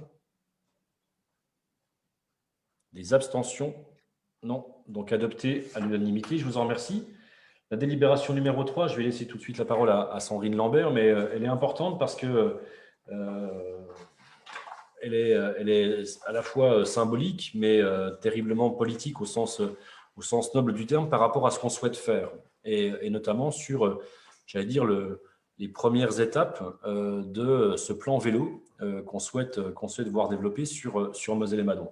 Le chemin qu'on a pris, qui est celui d'un service de location qui va aller au-delà avec les questions des infrastructures, puisque aujourd'hui, on est quasiment relié de Maron à Flavigny-sur-Moselle. Il reste un petit bout à traiter à Sexay-aux-Forges, qui sera traité, je l'espère, cette année, mais sur l'ensemble du fil de la Moselle, nous sommes connectés à une voie cyclable. Il convient d'améliorer encore le dispositif dans le sens des mobilités actives pour être, outre l'aspect loisirs et tourisme, qu'on soit sur des pistes cyclables plus pratiques dans l'endroit où j'habite pour aller à un établissement scolaire. Je vise évidemment les collégiens, et puis également pour me rendre au travail. Donc c'est tout le travail qui est actuellement mené par la commission et donc par la vice-présidente, en l'occurrence Sandrine Lambert. Donc voilà le premier dispositif de mise en œuvre dans les jours qui viennent sur ce service de location de vélos à assistance électrique. Sandrine, je te passe la parole tout de suite. Merci Philippe. Donc, je rappelle rapidement donc, le schéma des mobilités actives donc, qui date de 2019, qui était donc approuvé. L'objectif est, vous imaginez bien, sanitaire, hein, effectivement, dans ce qu'on vit en ce moment, social. Moi, j'ai un peu vulgarisé ça en appelant ça le vélo boulot, voilà, où effectivement, on peut prendre le vélo, y compris pour aller au travail, le vélo aussi formation, ce qui permet aussi des fois à certaines personnes de pouvoir avoir accès à des formations du fait qu'ils peuvent se déplacer dans le quotidien, dans le loisir. Les objectifs donc c'est de développer la pratique cyclable en usage quotidien, de donc développer effectivement ce mode un peu plus vertueux que la voiture, permettre aussi de diminuer donc l'utilisation de l'automobile et puis trouver aussi effectivement un transport alternatif. Donc ça permettrait aussi de faciliter donc les trajets au quotidien pour une population un peu plus précaire, qu'effectivement une voiture c'est un coût très important dans un couple où, et voilà, on se disait qu'effectivement le vélo pouvait permettre voilà, d'aller au boulot un peu plus facilement. Donc, dans cette organisation donc, a été donc, livré dernièrement donc, 60 vélos, donc vélos à assistance électrique. Donc, ils seront fournis avec un antivol.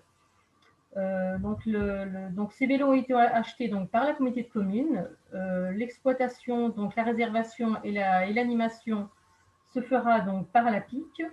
Et la maintenance de ces vélos, qui voilà, auront donc une sorte de révision par trimestre, sera fait par Vélostation qui sera basée à Aix-en-Provence.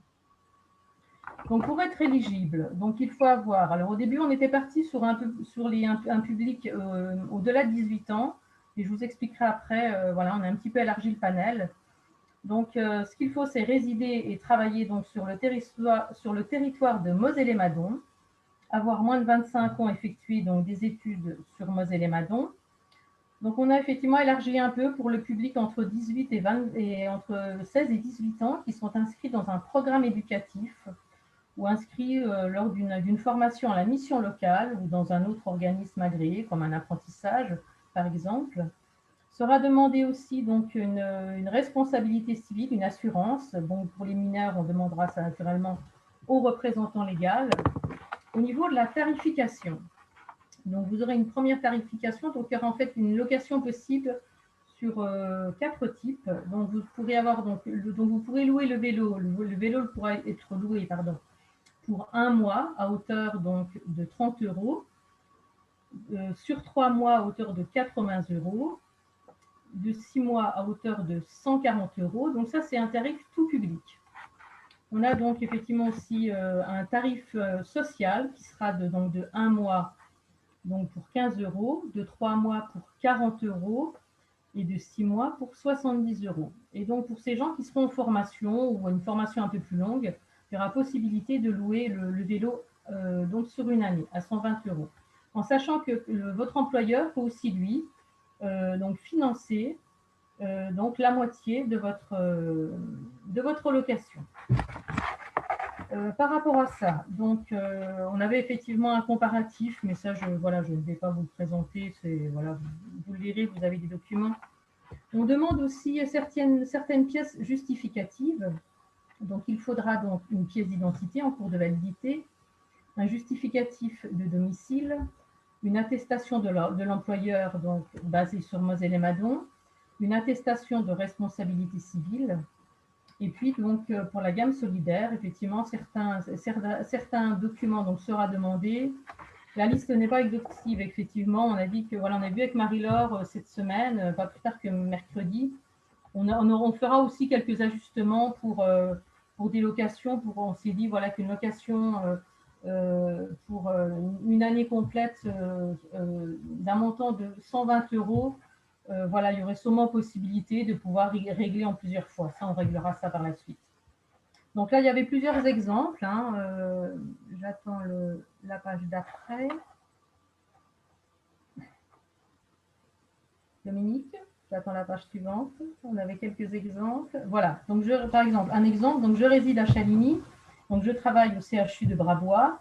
Donc, et je ne suis pas éligible à la tarification sociale, donc je souhaite donc essayer la pratique du vélo électrique donc sur 3 mois. Donc, le principe, c'est donc de contacter la PIC, de prendre rendez-vous, donc de régler sur place. Donc, il y aura une régie qui sera faite, qui sera mise en place. Les pièces justificatives vous seront demandées.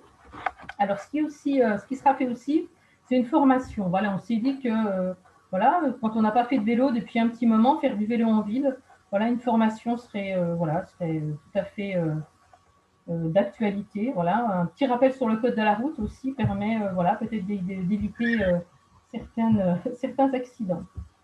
Donc, ce qui sera fait aussi, donc il y a aussi un autre exemple. Donc, je réside donc à Vendœuvre. Je suis actuellement donc en formation au lycée La Tournelle. Donc, je souhaite louer un véhicule donc pour suivre mon cursus de 12 mois. Donc, j'ai aussi cette possibilité. Donc, la même chose, je contacte la PIC et donc je règle ce que j'ai à régler. Ensuite, donc, le locataire est autorisé à circuler donc, sur le territoire de Meurthe-et-Moselle ainsi qu'au département limitrophe. En cas d'utilisation nécessitant le transport donc, par un autre mode, donc voiture ou train, les dommages causés ou subis par le VAE donc, relèvera naturellement de la responsabilité civile du locataire. Donc, le locataire donc, peut utiliser son vélo assistance électrique sur route, sur piste cyclable, sur chemin carrossable, et naturellement, il lui est interdit donc, de l'utiliser dans le cadre de pratiques de VTT. Donc, lors de chaque période d'inutilisabilité du vélo assistance électrique, donc le locataire s'engage à attacher donc, le cadre vélo donc, à un poteau fixe. Pour cela, donc, vous aurez effectivement dans vos communes qui seront donc, installés d'ici quelques semaines des anneaux à vélo. Donc ça, nous le ferons aussi en collaboration avec les maires pour effectivement avoir une installation qui soit au plus près du besoin des habitants. Et ce qu'on demande, donc, c'est qu'ils soient effectivement attachés. Et donc la nuit, il sera aussi mis effectivement dans un endroit clos pour qu'il ne reste pas à la pluie. De là, donc, vous aurez donc aussi, donc, par rapport à ça, il y a un délai de rétractation, c'est-à-dire qu'en cas où effectivement vous aviez prévu de louer votre vélo et que pour X raisons, voilà, la location ne puisse pas se faire, donc vous aurez effectivement un remboursement intégral du paiement de votre location. En cas effectivement où à partir du 15e jour, le premier mois de location est dû au locataire pour le mois suivant, si celui-ci n'a pas opté pour la location d'une durée supplémentaire à 1 mois. Donc, l'usager ayant exercé son droit de rétractation donc, ne pourra pas bénéficier d'une location la deuxième fois. Alors, à savoir que le vélo se louera aussi, lui, sur une période, donc 1 mois, 3 mois ou 6 mois. À savoir que vous aurez effectivement, on demandera aux gens de ne pas louer le vélo pendant 3 mois pour permettre la location et pour que les vélos puissent tourner sur Moselle et Madon. Voilà. Et c'est aussi, dans l'idée, c'est de permettre aussi aux gens de faire l'acquisition d'un vélo, leur propre vélo par la suite. Donc, il y aura des pénalités donc, lors de la restitution, si effectivement le vélo est restitué un petit peu plus tard. Donc, il y aura donc une sorte de jour de retard. Donc, il y aura donc 5 € par jour de retard si le vélo n'est pas rendu à temps. Et en cas de non-restitution du vélo, on vous demandera effectivement un chèque de 1 000 € qui correspond en fait au prix du vélo une fois les aides déduites. Alors, vous dire que donc, la communauté de communes donc, a bien opté donc, pour 60 vélos qui sont actuellement livrés. Donc, la subvention est à hauteur de 40%. Donc, cette demande a été faite auprès de l'État. Et puis, donc, ce service donc, commencera on va dire mi-mai. Voilà, à partir de mi-mai. Je vais vous montrer, je pense que vous avez le document. Si on a le vélo en photo, Dominique? Je pense qu'on l'a sur le... Voilà. Voilà à quoi il va ressembler. Par contre, il sera blanc. Il ne sera pas noir. Voilà. Si vous avez des questions, ou voilà, je suis à votre écoute.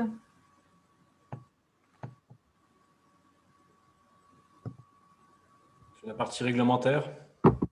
Alors, la partie réglementaire. Pas de souci. Il y a des questions sur le règlement de location? Non. Vas-y, Philippe, attends. Bon, alors, peut-être sur le fond.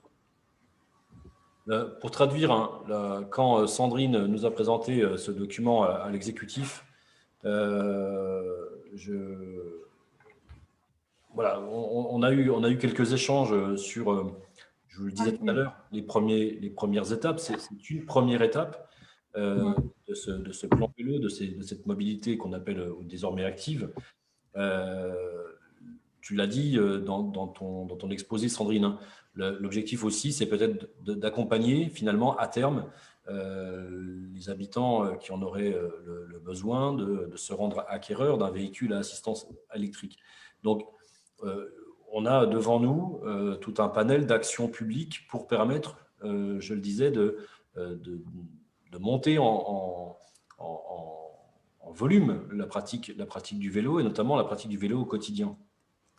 Il y a un certain nombre d'initiatives qui sont prises sur les territoires. Je crois que, et c'est ça qui est intéressant, alors l'accélérateur du Covid-19 fait qu'aujourd'hui, ça devient plus visible et plus prégnant, mais ce qui est certain, c'est que tous les territoires, de Dunkerque à Perpignan ou à Marseille, travaillent sur cette question de la pratique du vélo et de la pratique du vélo au quotidien. Donc, on pourra justement regarder comment les expériences des uns et des autres sont favorables ou pas. On a fait ce choix-là, nous, d'aller d'abord sur la question de la mise en service d'un système de location de vélos électriques. D'autres sont partis sur tout de suite des aides à l'acquisition. Nous verrons bien comment on est capable de faire grandir en tout cas cette belle politique publique. Je le rappelle, malgré tout, nous avons des sujets importants. On pourrait prendre cette optique du vélo comme, un hochet parmi tant d'autres. Sauf que, je le rappelle, nous devons tout faire pour rentrer dans les clous du SRADET, de la loi, tout simplement, en matière de qualité de l'air. Donc, chaque action est une action favorable pour répondre à ça. Il nous faudra, et légitimement d'ailleurs, et moi je m'en satisfais, mais il nous faudra rendre des comptes sur l'amélioration de la qualité de l'air sur tous les territoires de France, et Moselle et Madon n'y échappera pas. Et donc, on doit veiller à ce que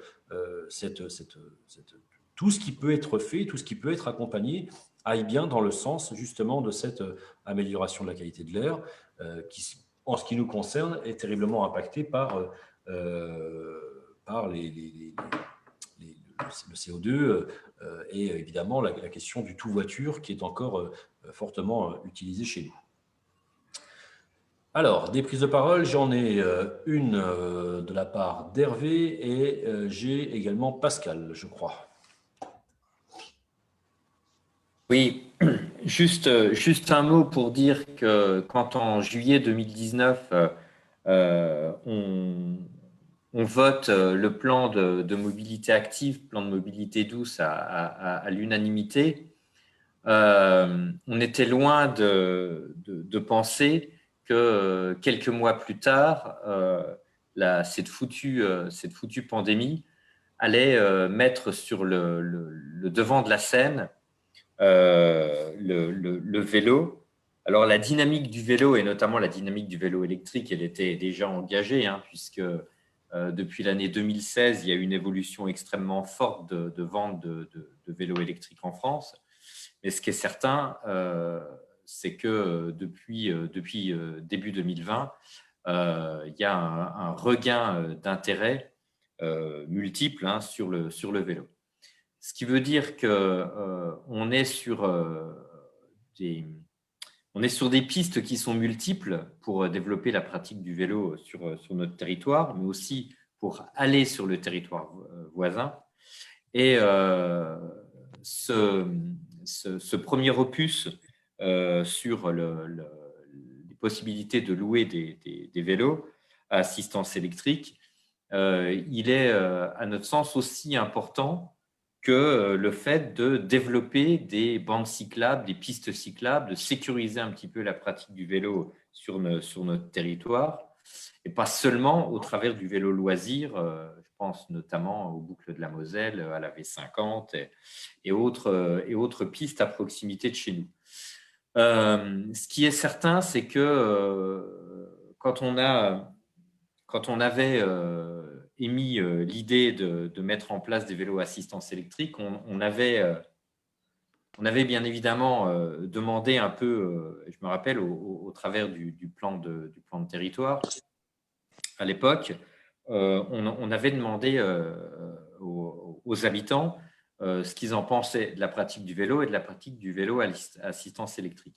Et on s'est rendu compte à l'époque, une des réponses qui était formulée, elle était simple, c'était moi je me sens très intéressé, mais bien évidemment je ne suis absolument pas certain de me lancer à mettre une somme importante. Les vélos à assistance électrique sont bien évidemment relativement chers et j'hésite. J'espère simplement qu'au-delà de ce que Sandrine a expliqué sur les deux pans qui nous animent, le premier, un pan solidaire qu'on a travaillé bien évidemment avec le CIAS. De l'autre côté, le plan découverte, j'espère qu'il va trouver un écho favorable au sein de la population et que certains découvriront que même quand on est en Lorraine, même quand on est en Moselle et Madon, eh bien, la pratique du vélo peut se faire quasiment tout au long de l'année et notamment, même quand ça côte comme chez nous, eh bien, avec un vélo à assistance électrique. Alors, on ne sait pas comment vont évoluer les choses. Je rappelle que certains nous ont dit qu'avec 60 vélos, c'est pas sûr qu'il y en reste au bout de quelques semaines. Alors, le réapprovisionnement, il est très compliqué quand même en ce moment parce qu'on vient d'avoir les derniers délais pour se faire livrer des vélos à assistance électrique. Et c'est bien évidemment supérieur à 9 à 10 mois en ce moment. C'est juste pour montrer l'engouement sur la chose. Voilà.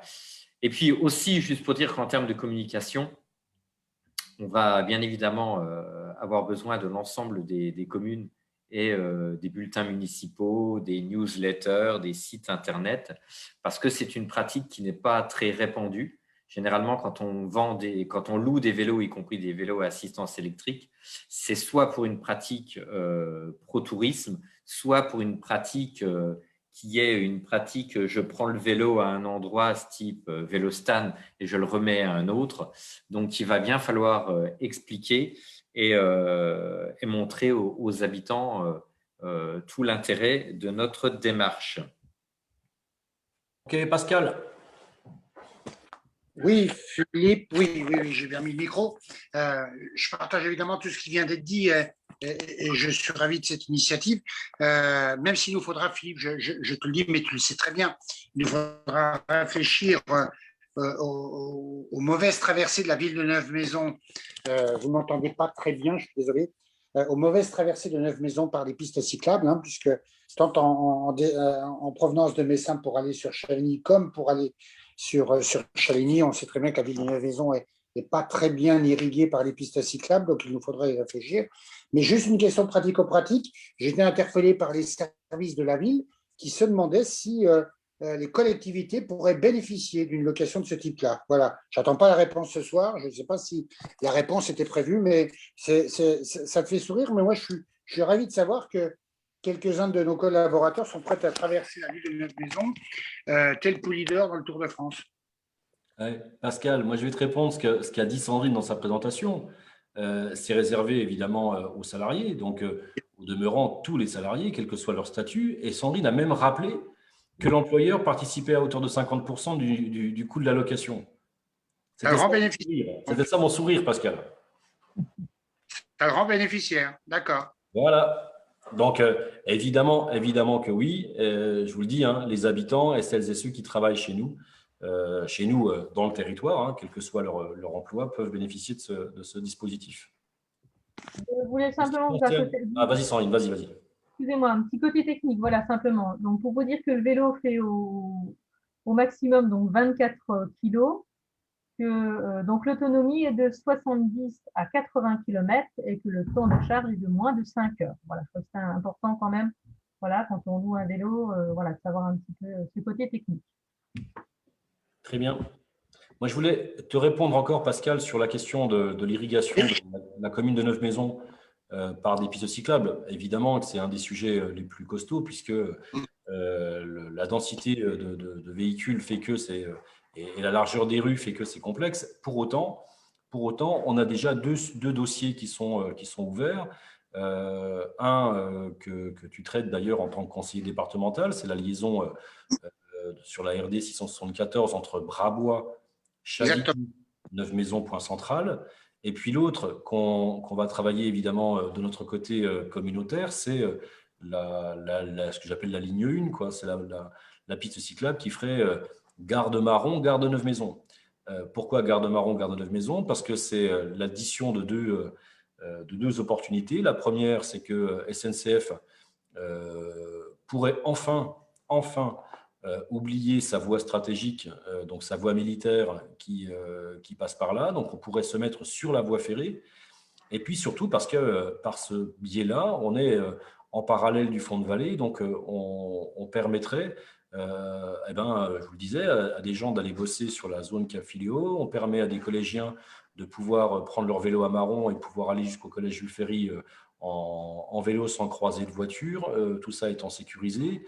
Ça permet également, et pour moi le sujet est important, de remettre de l'attractivité à la gare de Neuve-Maisons, puisque du coup, elle serait, j'allais dire, je ne sais plus comment on dit, Hervé, multi, je sais pas quoi, mais en tout cas faire le lien vélo-train. Et ça, c'est intéressant. Multimodal. Merci pour le vocabulaire, Hervé, tu me sauves. Multimodal. Mais voilà, c'est vrai que c'est ce caractère plaisant. Alors là, on a cette opportunité-là, donc on va s'en saisir. Et puis, on va aussi continuer à travailler vers le sud. C'est-à-dire que, je le disais, si la partie Moselle est déjà équipée en matière de pistes cyclables, il faut qu'on continue à travailler vers le sud, c'est-à-dire à partir de Pont-Saint-Vincent, comment on arrive à rejoindre à la fois Puligny, Viternes, Tello, hein, nos extrémités. Et ce n'est pas des sujets faciles, mais qu'on a décidé d'ouvrir dès cette année, au moins sur la partie réflexion, pour vérifier par où on peut passer, pour encore une fois, tisser vraiment le réseau de pistes cyclables sur Moselle et Madon. Donc, mais je vous le disais, toutes les idées sont bonnes, de fait. Hein. Évidemment que les budgets ne sont pas extensibles, il nous faudra arbitrer, mais toutes ces idées-là en direction de la pratique alternative à la voiture, elles ont été votées par le Conseil communautaire en 2019 et on va les poursuivre et essayer de les ventiler au maximum sur le territoire. D'autres prises de parole sur ce sujet? Juste une petite chose qu'on avait exprimé lors de l'exécutif de mercredi, l'allocation à de court moment pour que les personnes qui voudraient peut-être acheter un vélo électrique puissent voir si ça correspond à leurs besoins ou pas, avec un accès peut-être, si on peut mettre peut-être dans un endroit judicieux pour permettre ce genre de test.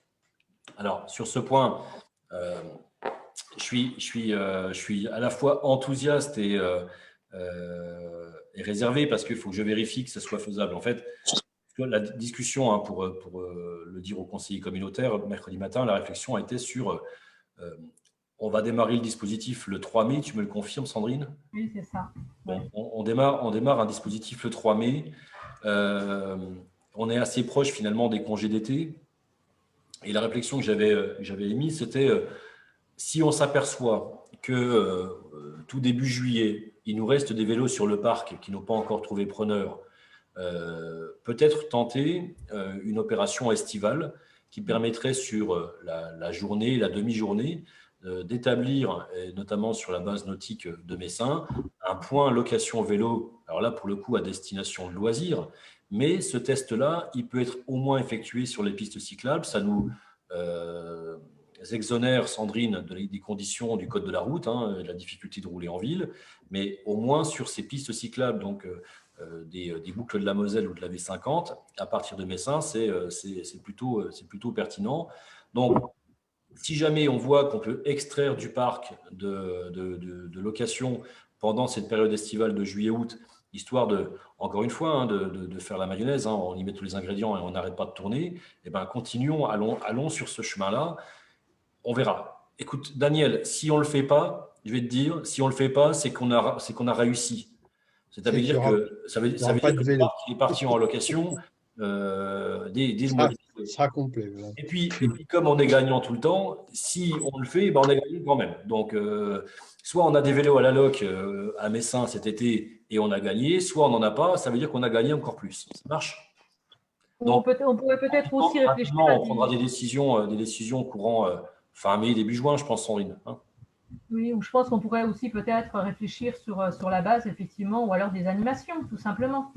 Voir s'il y a des animations possibles à faire sur la base. On pourra effectivement, d'ici ce temps-là, voir comment on peut s'organiser. Ça marche. Au boulot alors. Sur ce sujet, on est bon? Oui. Allez, je vous propose de délibérer alors. Alors, c'est vrai que la délibération, elle est technique, je le conçois, évidemment, mais en tout cas, son caractère politique, c'est vraiment de mettre à disposition dès le 3 mai 60 vélos électriques à destination de nos habitants. Pour autant, il y a de la technique, il y a de l'administratif, il y a du financier.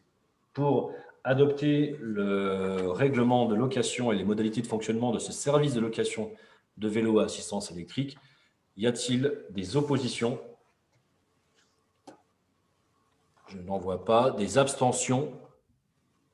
Non plus. Donc, adopté à l'unanimité. Là, pour le coup, c'est une belle unanimité. Je vous en remercie. Délibération suivante. Je vous remercie également. Il n'en reste plus que 2, rassurez-vous, on est quitte dans pas longtemps. C'est la délégation du droit de préemption à l'établissement public foncier Grand Est, ancien établissement public foncier lorrain. Souvenez-vous, pour celles et ceux qui participent à la conférence des maires, j'avais demandé à l'EPF de venir vous présenter son activité. Donc, vous avez compris l'enjeu du portage des terrains, l'enjeu du portage foncier des communes.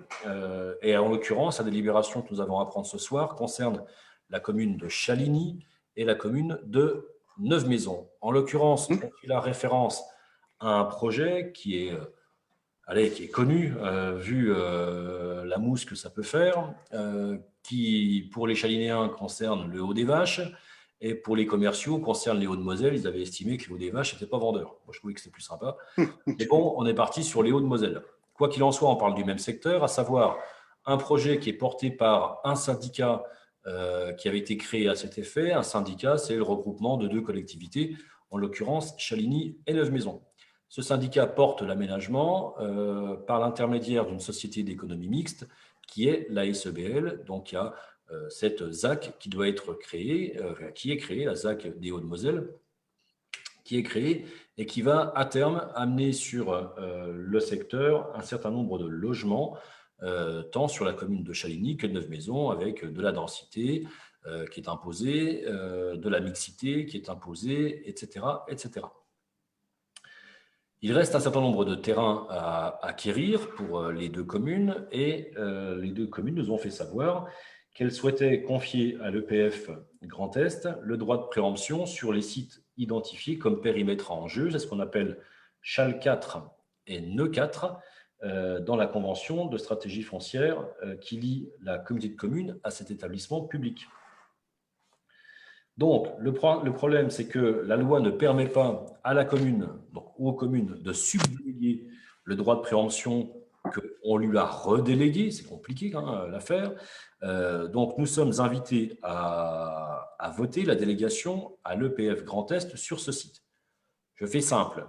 Quand nous adoptons un plan local d'urbanisme, les délibérations qui suivent après l'adoption, c'est généralement l'instauration du droit de préemption que nous redéléguons au maire. La gestion de la proximité est plus pertinente qu'une gestion à l'échelle communautaire. Donc, nous prenons cette compétence, mais sur cette partie très particulière du droit de préemption, on le redélègue au maire. Or, c'est ce que nous avons fait en redéléguant à la mairie de Neuve-Maisons et à la mairie de Chaligny le droit de préemption. À partir de là, les mairies ne peuvent plus le redéléguer à l'EPF Grand Est. Donc, il nous faut, sur ce secteur particulier, le déléguer en direct à l'EPF Grand Est sans passer par les communes. Voilà le sujet tel qu'il est présenté. Est-ce que le président du syndicat qui est en réunion avec nous veut intervenir sur cette question particulière? Non, rien de particulier, Philippe, tu as parfaitement dit les choses. Nous avons même délibéré hier soir pour conforter ce que tu viens de dire hier soir. Vous avez délibéré en commune, c'est ça? Absolument, absolument. Bien. Je me satisfais que le projet continue. C'est déjà une bonne chose. Ça permet de te confirmer, Philippe, que ton sourire a toute son importance parce qu'effectivement, et avec les deux communes, si je ne me trompe, le projet sera continué. Eh ben, c'est bien, tout va bien. Allez, donc si on continue, il faut qu'on puisse continuer à racheter des terrains. Il ne reste plus grand-chose, mais il faut continuer à acheter des terrains pour aller au bout de cette opération. Absolument, je vous en remercie. Ah ouais. De rien, Monsieur le Président. Y a-t-il des prises de parole là? Soit de compréhension, soit tout simplement prise de parole pour une prise de parole. Non? Non. Alors, je vous propose qu'on délibère. Donc, pour m'autoriser à déléguer le droit de préemption directement à l'EPF Grand Est et non plus aux deux communes, y a-t-il des oppositions? Des abstentions? Non. Donc, adopter à l'unanimité, je ne me trompe pas, je vérifie. Adopter à l'unanimité. Merci beaucoup. Dernière délibération, enfin. Alors, celle-là, elle est belle. C'est la société publique locale XDEMAT, à laquelle nous adhérons, je pense, tous, qui modifie son capital social. Voilà. Donc, il y a des nouvelles adhésions. Avec les nouvelles adhésions, le capital social, il est modifié. Et je pense qu'une fois par an, il faudra qu'on délibère pour acter cette modification du capital social de cette société publique locale XDEMAT. Pour faire simple, on apprend que le département de l'Aube est actionnaire à hauteur de 51,12%. Je ne vais pas tous vous les citer. Simplement, la Meurthe-et-Moselle, c'est 3,48% du capital social. Voilà. J'imagine que les communes qui ont adhéré à la SPL XDEMAT vont avoir la joie incommensurable de repasser ça à leur conseil et d'expliquer ça à leurs conseillers municipaux. En soi, je vous souhaite un bon courage parce qu'au demeurant, c'est un petit peu ubuesque à chaque fois d'être amené à poser ces délibérations en conseil communautaire ou municipal. Et j'espère qu'il n'y a pas de questions. Juste une remarque, Philippe, j'ai enregistré ta délibération pour faire la même, Mestin. Ouais, voilà. Oui, tu prends la même. Mais par contre, je vous souhaite qu'il y ait des questions au conseil municipal. Hein. Je vous en souhaite. Allez, on y va, c'est de la pure forme. On peut délibérer? Oui, d'accord. Pas d'opposition. Aucune. Pas de main qui se lève. Pas d'abstention. Pas de main qui se lève. Mes chers collègues, c'est ainsi que se clôture ce dernier conseil communautaire. Je remercie tous les participants à ce conseil et également je salue le Facebook Live qui a été suivi par une vingtaine de personnes, une vingtaine d'habitants, et ça doit nous interroger sur justement ce lien à la démocratie, puisqu'on le sait pertinemment que quand nous réunissons physiquement en conseil communautaire alors qu'ils sont ouverts au public, nous avons 3, 4, 5 personnes et on sait tous que c'est toujours les mêmes, alors que là, on a eu une vingtaine de personnes qui se sont connectées à ce Facebook Live et qui ont pu assister finalement à l'exercice du conseil communautaire en direct. Ça doit nous interroger sur la suite dans ce lien à l'habitant qu'on appelle tous de nos voeux, mais qu'on ne constate que trop rarement. Donc voilà, moi je suis satisfait de cette première expérience en Facebook Live. Je vous souhaite à toutes et à tous une excellente soirée et puis on recommence dès demain et on recommence les semaines prochaines, les mois prochains. Allez. Bonne soirée. Bonne soirée à tous. Bonne soirée à tous. Bonne soirée. Bonne soirée. À bientôt. Au revoir. Au revoir.